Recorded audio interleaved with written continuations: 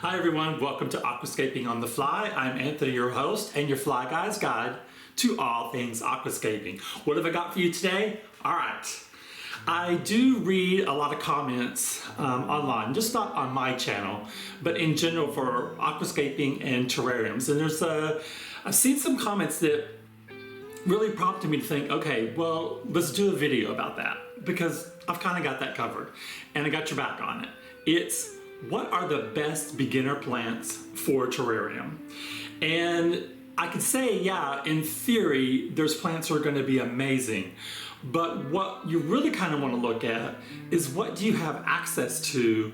And remember, on my channel, everything is based on DIY and also budget. We're looking for the best value, and for that, you really need to know how you're going to get access to your plants, how much you're going to have to pay for them, and instead of buying plants for every terrarium that you may want to build, why not set up a growth chamber with what we call a mother plant in it? So what I'm going to show you today is, first we're going to start with the screenshot of Kong Skull Island. That's the terrarium I have built. If you've not seen the videos, you must watch them because they are amazing. I took a fireplace, converted it to a terrarium, put a glass front on it, and a rain system. Yes, it literally rains inside there, and it is so much fun. I've got ladybugs in there right now that are just cruising around all the time. And we're gonna take a screenshot so you can see what terrarium plants I have in there. I think I have 17 or 18. A couple of them are unidentified because I am a flight attendant. And when I go on trips and I have a layover, if I'm in that layover city, I like to get out and look and see if there's anything I can find. So I have a couple of plants in there that are actually from other cities. One of them I have not been able to identify yet. So I have some in there that aren't typically terrariums, but I threw them in there just to see what would happen with it. And so when we talk about as far as how to make this as budget friendly as possible, it's really looking at specifically kind of where you live. So my information is really going to be based on the fact I'm in the United States, and to get terrarium type plants locally, there's really just 3 vendors for us, unless you want to go to a greenhouse and pay a lot higher price. So it's really Walmart, Home Depot, and Lowe's, and they all sell the same variety that comes from one grower here in the United States I think it's called Coosa Farms, and they ship it out to all 3 places. So it's basically, you're gonna get the same plants whether you shop at one or all 3 places. You can also go to their website. You can do it, I believe, via Amazon as well. I can't confirm that right now, but I think you can.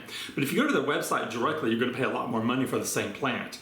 Now, for the budget-minded ones here listening, I did order, when I first started, I did order a starter set from Amazon, and the pots were tiny. They're like 2-inch pots. The plants were very, very, very little. I'm gonna show you what I've got outside. I've got all my plants right now outside, and I'll go through the steps that what I did whenever I bought them and I bring them in, and how I cultivate them so I don't have to buy any more.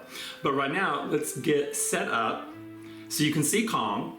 And I'll give you a roadmap. I did create a cheat sheet because no, I don't know all the names of all the plants. So give me a hot second to set up and we'll go from there. Okay, I've got you set up, the camera right in front of Kong. And I will say, if I had known that I was always going to be on the floor looking inside Kong and playing with Kong, I wish my fireplace would have been elevated, like with a hearth, but it doesn't. It's right on the ground. Here is my simple DIY door for it. It's just a piece of glass I can slide away. Now, we're going to see the occasional gnat inside there because I'm still battling that. But here you can see, here's a good look at what's inside Kong. Now, there is no modification to this firebox. This is just vinyl that I put in, cleaned it several times, sealed it, because you know fireboxes are not waterproof. And did the host setup. I've got lots of videos on this. Seriously, this is such a fun project. And when you see it rain, it's Oh my God, it's just amazing. Okay, so to prove I am not making up the fact, there is my cheat sheet. Because no, I do not. I made like a little roadmap so I could point out these plants. Now remember, you do not have to worry about writing these down because I've already formatted into the video at the very end, so hang out to the very end. I'll give you a screenshot and the technical name of all the plants we're going to cover in this video. So if you like some of this, I think this is the best way to start though, because you can see what they look like.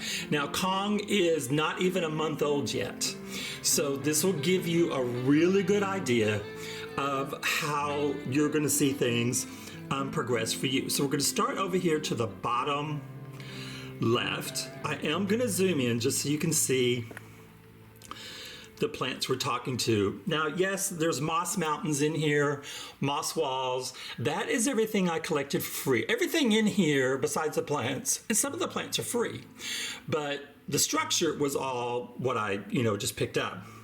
Okay, so the first one is this little fun little plant right here. This is called a sweet and sour peperomia. Now you'll notice that's just a cutting. So I'm using my moss as its base, and I cut the leaf off and hoping to see it sprout. Now, when I planted it, this little leaf on the side right there, let me see if I can get in a little bit closer. There you go. That little leaf is new. So we're talking not even a month old. And I don't spray this down every day. I don't let it rain in it all the time, just because I do not, because there's no drain in here, I don't want it to get waterlogged. And that's the one thing that, I was kind of afraid of, is getting waterlogged. Okay, so the second plant on our list is the prayer plant, which is right there. So let's zoom a little more in. Now, the prayer plant, I cut back several of its leaves because look how big the leaves are. Now, technically, when I did research on my plants, everything online said when they're placed in a terrarium, the plants will naturally develop smaller leaves. That has not been the case for the prayer plant. But I love the color on the leaves. I think it's amazing. And I've taken off four leaves off of that plant already. Just trying to see if it would develop new smaller ones, but it's not doing it. Now, immediately behind it is a plant that I picked up on a layover in San Diego.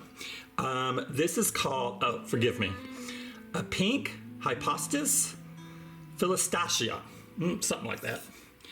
That is this plant right there. You guys like my pointer? It's my little shovel. You gotta make everything work. But here you go. It had blooms on it. Well, you can kind of see one still, but it blooms these pink flowers. Incredible. Love it, love it, love it. Yes, you do see a Christmas cactus right there. My Christmas cactus, which blooms white, sent off some shoots, and I thought, well, why not? I put it at the top because they're not supposed to get a lot of water, and I thought maybe it can just kind of hang down. You can see right in here there's some little cording, and here's my water system up inside there, and that's how we make it rain inside the island. Now let's see, going to one of my smaller plants,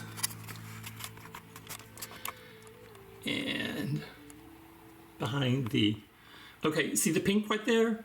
That's a snow white waffle plant. It has beautiful texture. It already is converting to smaller leaves. Do you see that? Some of the leaves that are coming out now are much, much smaller. Now it is kind of in the shade of another plant, and that could be another factor why it's doing that. But I love the texture and I love the color of that plant. Let me see if I can reposition you just a little so we can see both of them. The next one is going to be the rattlesnake plant, which is right here. Okay, so talk about great coloring, great texture, it fans out. Oh, I just love it. I really love that. I think it just looks amazing inside there. I didn't skip this one. That is a fern that I did pick up, and it just says fern. So it doesn't give me a specific on the fern, but it has kind of a stripe in it. It hasn't set out any new leaves yet, and it kind of fell by accident when I was putting stuff in there. I wanted it to be at the top, and it kind of ended up, you know, sliding down. So I have room to put another plant on top of there. Now, you see this one there. You see the spotted 2 leaves? Okay, so on top of that one, we have a freckled splash Hoya. Now, those are just 2 leaves that were together that I did just snip off and put that into the terrarium. I've been waiting to see if anything is going to come out of that. It is a vine. That's why I planted it at the top, because it's supposed to grow and it's kind of a little bit larger. But I love the spottedness on it because it's really got these great white spots that are on it. I know it's hard to see on this one because it is at the very, very top. Now, let's see. There is, just zoom in. It's horrible because I have to hand hold this because it is not, the tripod's too tall. That's just a variegated ivy. This one back here, the green with the pink veins, that is a nerve plant. Let's back up. Okay, the big monster plant that is blooming is called a Rex begonia. It has taken over. Its leaves have gotten bigger. So much so, when we scoot down right here to the purple waffle plant, I do not know if you can kind of really catch it in the video, but the purple waffle plant has started to grow sideways. See the stem where it curves a little bit? Let me see if I can do both of this. Let's point this out. Okay, so here the plant was, and now up here, it's growing sideways because it's trying to reach the sunlight because this dude is covering everything up. But I will say the ladybugs love this plant right here. They love getting on this plant right here. If we go down from here, there's the aluminum plant. Okay, so when we talk about favorites, I think the aluminum is another one of my favorites. It has already started condensing its leaves. It is the perfect structure plant. I mean, I couldn't ask for anything better, and it's right up front. I think it is just amazing. I love that little plant there. Now, if we go right here, this is another cutting I took. That is a Spices Nice pepermonia. And I love the glossiness of the leaves, especially when they're wet. They're really pretty. Just up top from that one is a Luna Batkick Crochin. And I love the coloring of that. If you can tell, I mean, I'm trying to go for a real diverse color scheme in the terrarium itself. Now, I do have, okay, right here, I've got 2. Rainbow Jenny Pepermonia, which is the pink and green. What's in front of it is a succulent that I picked up in San Diego as well. I don't know what it is. I haven't looked it up yet. I know it's not going to be terrarium friendly, but this terrarium only just has a piece of glass that gets removed, so it's not always going to be super humid in here. We scroll up. Wait a minute, where'd we go? Hang on. Where is it at? It's kind of hard to find.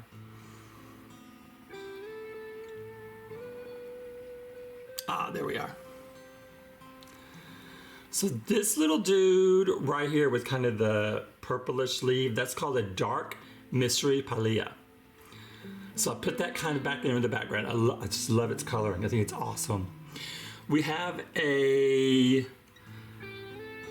another fern. There's another fern that we've got in there. Okay, here comes another favorite. Well, okay, I hate having to span the camera like this. Where are you at? Let's go back. Aha, there we are. All right. I know you can kind of tell in the video it's got pink coming out in the leaves. This is a kelp grove Hoya. I absolutely am loving this plant. I think it is absolutely gorgeous. Now, that's basically all the plants we have in here. Right now, I think there's 17. And all of these came from doing the shopping that I'm talking about earlier, where they're actually all from the exact same growers, except the ones I got for free. And I'm going to take you outside, and I'm going to show you the plants I have that are enjoying the sunshine today before I put them back into their tubs. And hopefully, if it's not too windy, I can finish the video out there. So give me another hot second. Here's my tubs that I emptied out earlier today. These are my growing tubs. And I wiped them out, cleaned them, and I've got the plants. Here you go, guys. Here's my plants.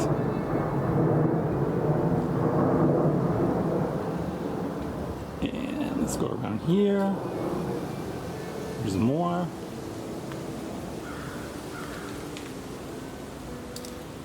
More plants. As you can see, I have a lot of plants.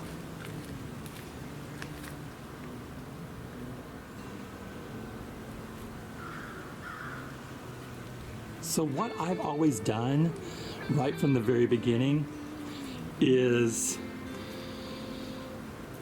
like I said before, you can get these from Home Depot, you can get them from Lowe's, and you can get them from Walmart. Now, I've grouped these in sections because I want to show you how I was able to get so many plants by purchasing just one. These all represent just one plant that I started with, and then how I broke them apart and made other plants off of what I call that first one mother plant. Here's even smaller containers that have, well, this section here, these are some wild ferns that I have found locally that I'm trying to see if I can get them to grow in a humid condition. You can see there's another small prayer plant that is a cutting I did. It's just sitting in water. There's another one of the purple waffles. There's another aluminum sticking down there in the water. Forgot the name of that one. Oh, this plant right here is from Louisville, Kentucky. I have it in Kong, but I can't find out what it is. I've not been able to figure out what it is yet. And then another waffle and another purple. So the easiest way to show you all this, well, since we're at one of them right now, let's do the exact thing that's going on here. Okay, this was one of the plants that I got off of the order online. And this is a better background. Look how tiny that is. And it was not cheap. It was called a starter pack. I was so disappointed when I saw how little they were. All right, here's an example right here. This is rabbit's foot. I bought one and turned it into 1, 2, 3, 4. Okay, I've got 5 rabbit's foot plants. So that's one that I paid $4 for, and that makes that plant less than $1 a piece because I converted it to other ones. Here's the kelp grove. So you know we've got one inside there. Here is 3 more. Again, I bought one for $4. Same thing with all these. Some of these are little starters that I have larger ones of. I've got some plants right here that I picked up. That was a Louisville plant. I'm trying to see if it'll grow. Here are the other small ones that came from the starter pack. So that's how, it's just, they're that big. This one, I haven't done anything with this one yet, so I'm not sure how I can propagate that one, if I can just cut it off or not. This I haven't even looked at to see what that is. Here are the rattlesnakes. So you can see six plants right there. Plus there's the one that's inside. Here's the glacier rain. There's 4 out here. Here is the Rex begonia. We've got 3 more out here. The spice is nice, which look how beautiful and healthy these plants are. Amazing. Look how this one, this one is already too big for its container. It's already too big. Here's the speckled Hoya. This one I have 2 of. Oh, so much better. I should just do this. This one I just have 2 of. Okay, see here? That's where I cut it to do the cutting that's inside the terrarium now. Here's your sweet and sour. Since it's been in the tub, look, the small flowers that are coming out, leaves versus the older leaves.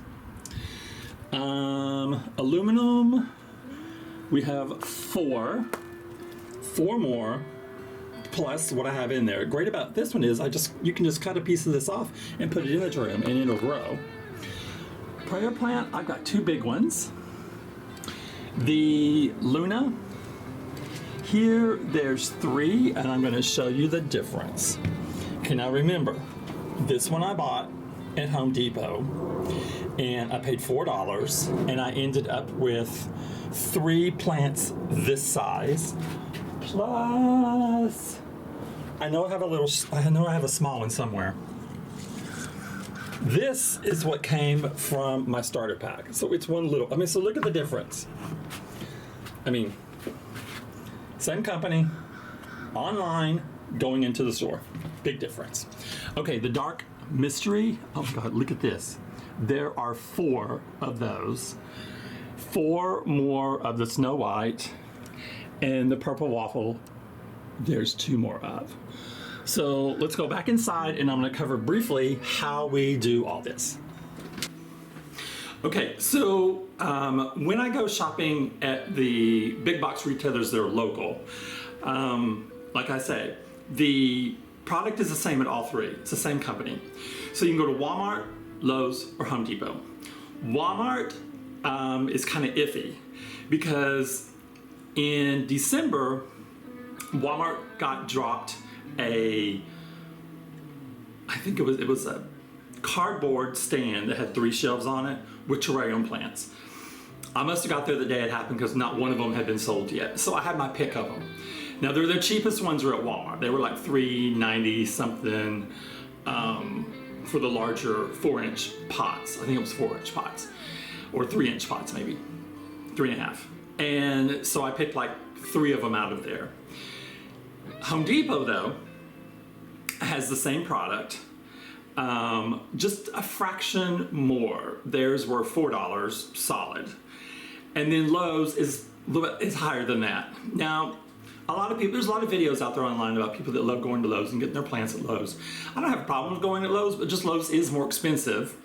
And I think Home Depot does a better job at keeping their plants healthier because they have a dedicated space on the inside of the garden center where the plants are always kept and they're always taken care of. And usually you can get them on sale. Like that's how I've always bought mine. I'm not paid full price for any of them yet. I wait till they mark them down a little bit. Unless there's a plant I really have to have, like the rabbit's fern. I did pay $9 for it because it was in 1 pot and it was a nice pot, which I use. And I wanted that, and then I just broke it up. So, okay, so here, we go out to the store, get the ones you can find that you know are gonna be easy to grow in a terrarium. So basically it's everything that I've got right here is easy. You can see, I don't do anything special to Kong to get what's growing out of there. I put a substrate in there that we can go over in detail if you wanna put that in the comment. So I bring the plant in, I shake it from its soil that it's in, put it in a bath, and make sure there's no bugs that are going to carry forward in it, and then separate it. So when I separate it, I'm putting it in soil, and I'm using organic soil from Walmart. It's my favorite so far. And usually what I'll do is I'll buy those little, you saw them, I buy those little clear Dixie cups so I can see the root system. And then I put like a tiny layer of pebbles at the bottom, and then put my soil in there, and then put them into the tub. Now the tubs, you saw the tubs I'm putting them in. You put them in the tubs, you can spray them down with mist, with water. I use API liquid fertilizer when I spray my plants down, and then cover the lids. The most important thing, because learn from my mistake, I was using tubs that did not have a gasket seal. So inadvertently, you're going to get gnats because they lay their eggs in the soil. They're so easy to get into just one plant, and when they get into one, it's everywhere. So since I didn't have a gasket seal, my gnats were able to go from tub to tub to tub to tub, lay their eggs before I caught on to what was happening.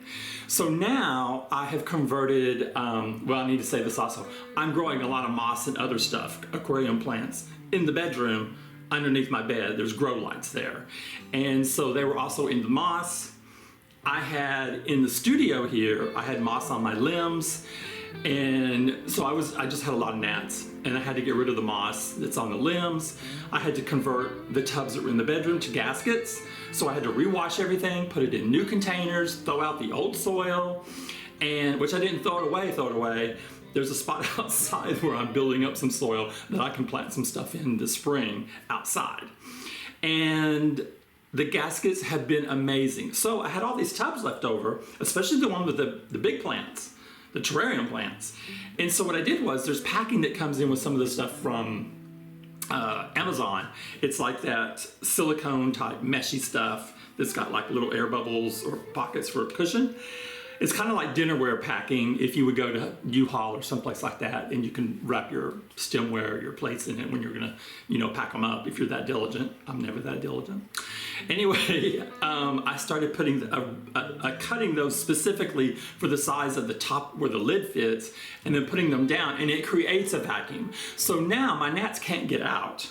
So every few days I open up the tubs outside, let the ones get out that I don't want to keep breeding inside there, and let the plants outside in the air so that I can encourage as many of those gnats to get out as possible.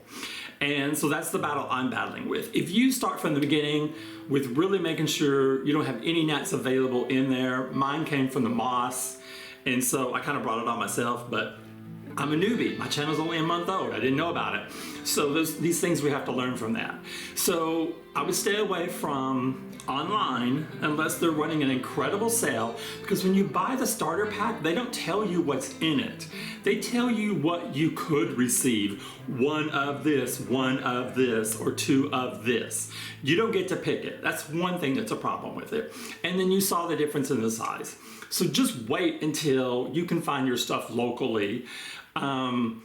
We don't have here around me, I'm in North Central Texas, our greenhouses here are quite expensive. They're fancy, and they're more expensive. So I do rely solely on whenever I go to Home Depot, Walmart, or Lowe's. I go to Lowe's and get stuff there, and I like to shop their clearance section. But this is the problem, another problem with Lowe's.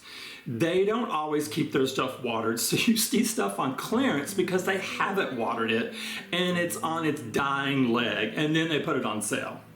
The ones at the ones at Home Depot that go on sale, it's not because they're not taking care of them. They're always taking care of them. So you're always going to get, I think, a better quality plant. So I hope that helps answer your big question about what are going to be the best terrarium plants for a beginner.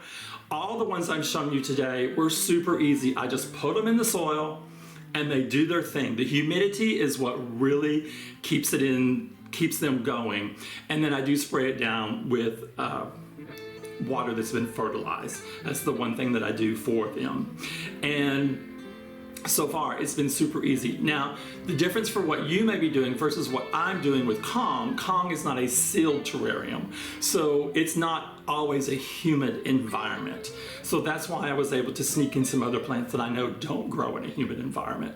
But so stick out till the end of the video, if you want to know any of the plants, photos of them in their correct name, I'll put a thing in there at the very end that shows every single plant that we talked about today. So I hope this helps. Have a great day. Bye-bye.